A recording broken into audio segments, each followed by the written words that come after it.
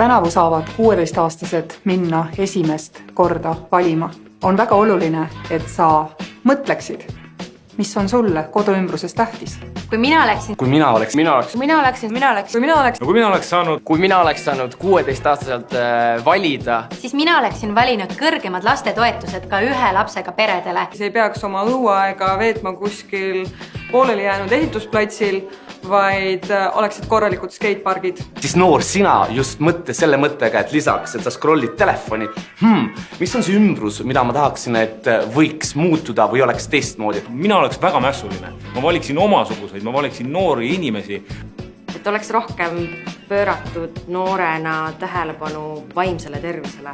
Kodukoha Lasnamäe koolid oleks olnud renoveeritud, nii nagu kesklinna koolid praegu. Oma ala tipud Eestis jõuaksid ka Eesti väikelinnadesse, et sealseid noori innustada. Siin ongi ma mingi siin samas. Kõikidel noortel ja lastel oleks juba maast madalast ligipääs toitumisalasele teabele, informatsioonile, kus toitumine tegelikult meie tervist mõjutab. Et huviharidus kõikidele noortele ühtemoodi kättesaadav oleks olnud.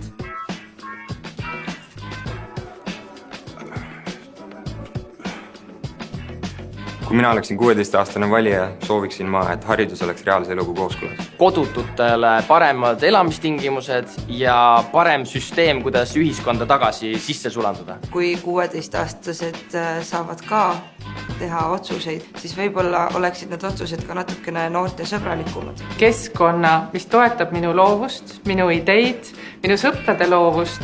See oleks olnud minu jaoks kohustus, vaid see oleks olnud minu jaoks privileeg. Tule anna meile Facebookis teada, mis on sulle oluline, mis on sinu jaoks tähtis ja sinu sõprade jaoks tähtis sinu kodukandis.